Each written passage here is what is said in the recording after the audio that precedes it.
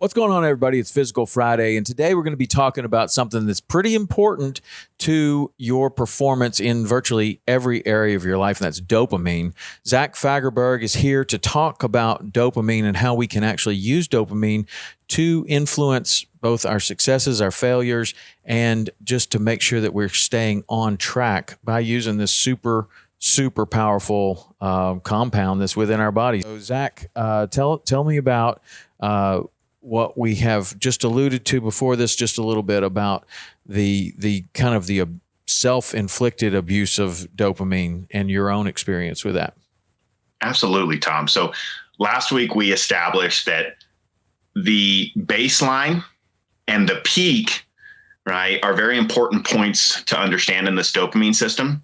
And the height of that peak determines how much we enjoy that situation, and is followed by a very reciprocal, almost crash below baseline. And that's when we crave that situation again. Mm-hmm. And so for me, as I started to do more dopamine research, I looked back on a very specific point earlier in my 20s where I was really struggling with work at the time. I didn't like the work situation I was in. I was in a rocky relationship, and life overall was very challenging. And so my training was really like an end all be all of a amazing point in my day for an hour and a half. And I really started to say, well, just the workout itself isn't enough. And so I started to introduce other situations or experiences or substances that increase the amount of dopamine release I would get from that workout. And so this is an example. I think a lot of these are fairly common. Music, loud music, right? I would also stack in very strong amounts, I'll say, of pre-workout. And even in my earlier 20s, I would mix that with THC products as well. And it may seem like, well, Zach, if you're saying that the height of the peak relative to the baseline is how much I enjoy it, doesn't that just mean I'm going to enjoy the hell out of this workout? Well, yeah, today, right? Like, I'm going to love that workout today. But we also talked last week about that reciprocal drop and how it takes time to replenish this resource in our system. And so 6 days a week, I'm combining all of these things to try to get that same peak. But now it's coming from a lower baseline because I haven't allowed that real baseline to be reset in between these training sessions and in between exposing myself to all of these other stacks. And so we really start to see a trend downward of how high your peaks are. So you start to not only lose enjoyment of that environment and that situation, but we also start to see a very significant drop in overall baseline levels of dopamine. And this is where, for, doing this for 7 or 8 months, I really got to a place with life overall where the best word I would use to describe it was apathy. It wasn't that, I was so down in the dumps that I was actively negative, but I just had no oomph, no zap.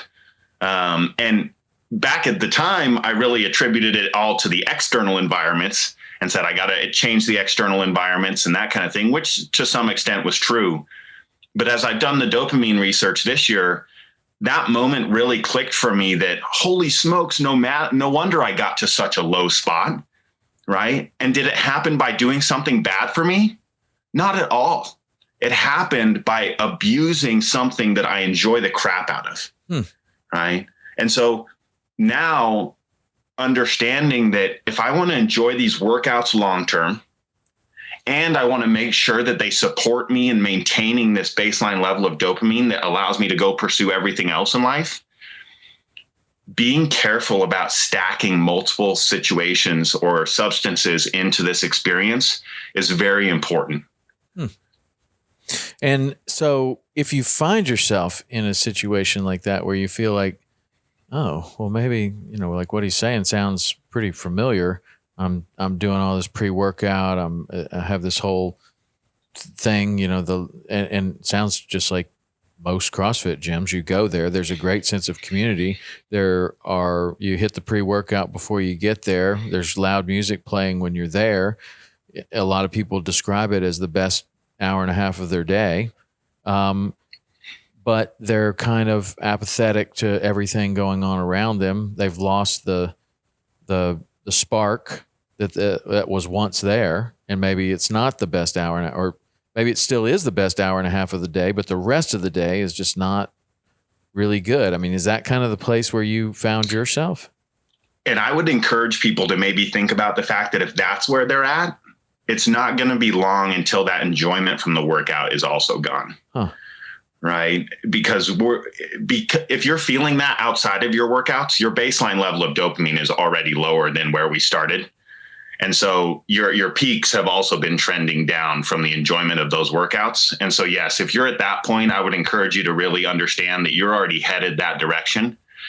And really the action point for me and anyone listening today, as I did more research, was to, again, similar to how we talked about things last week with social media and Vegas and those types of things, be aware and diligent about not just saying, well, that's how I've always done it, so I'm going to keep doing it that way. Mm-hmm.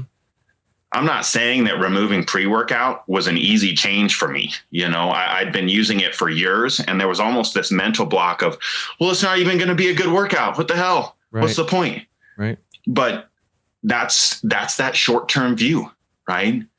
Being a high performer, being great at what we're passionate about in life requires the discipline and maturity to look at things through a long-term lens.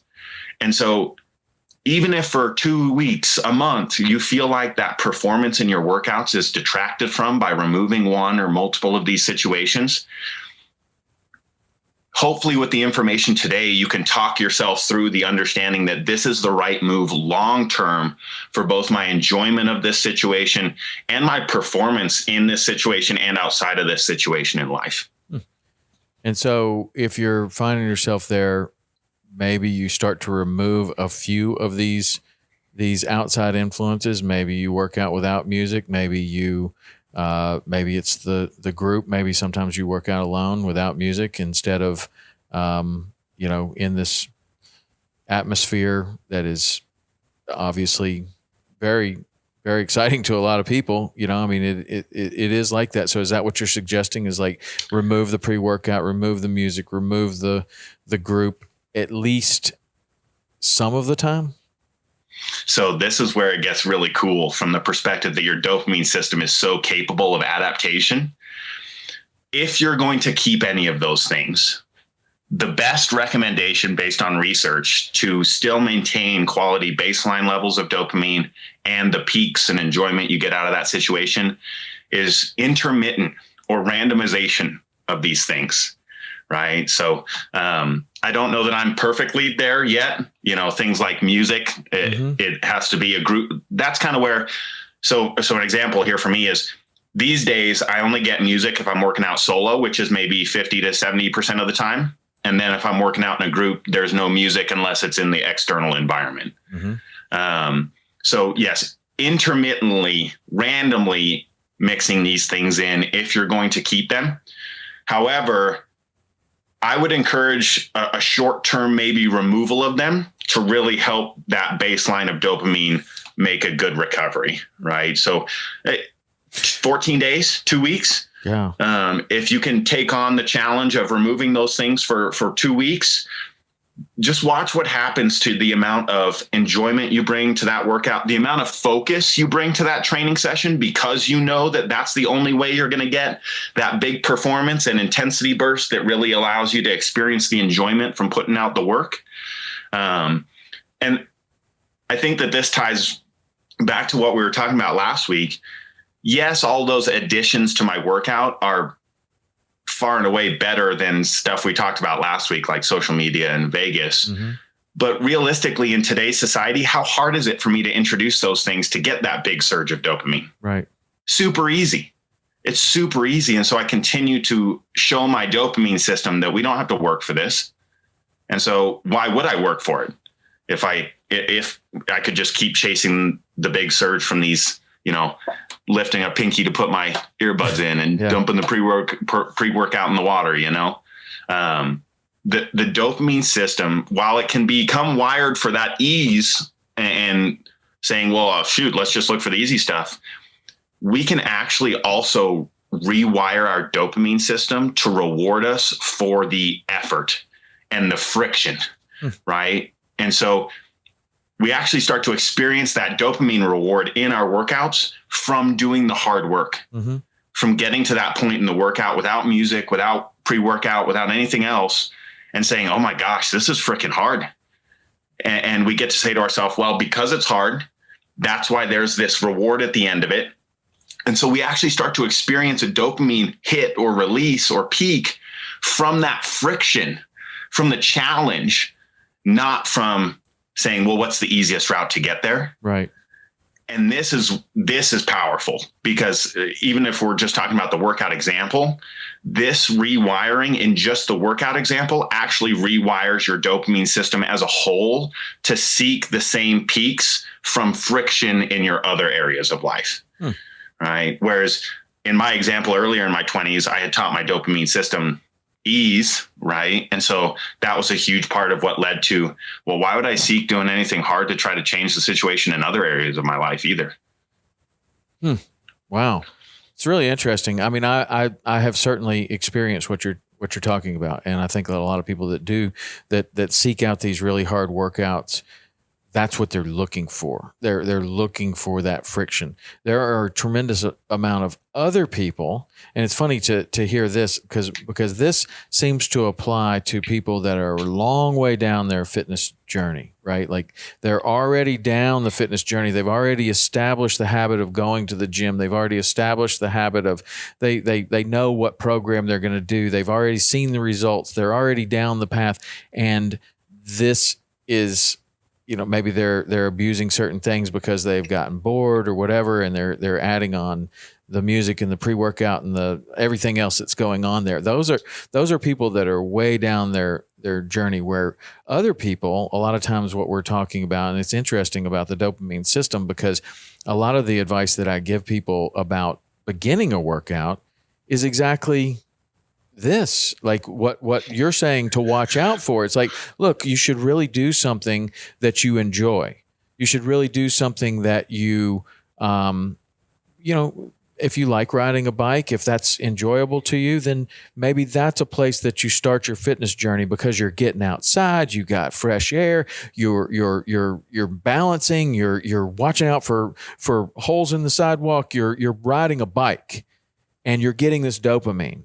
And it's fun, and you're with a group of people, and now you're seeking this dopamine as a tool to start a more healthy habit, to start to work out, to continue to work out, to continue to go to the gym. You're seeking out an environment where there is loud music, where there is a community, like in a CrossFit gym or something like that.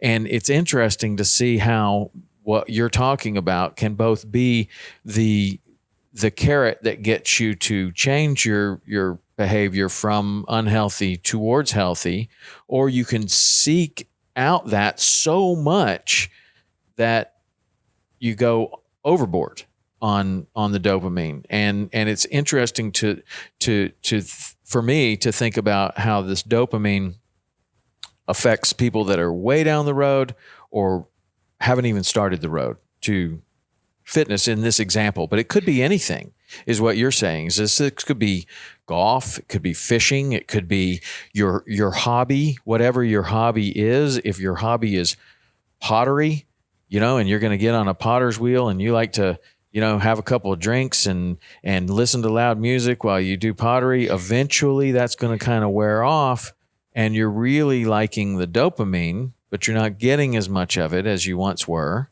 and you're experiencing this low. I think that's very interesting. So that the advice, bring it back together to if you are either one of those people, how you kind of either watch out for a dopamine abuse, or if you are someone who is way down the road, where do we go? So I think we said it a couple times in this episode today, but just to summate it, how easy is it to get that dopamine release?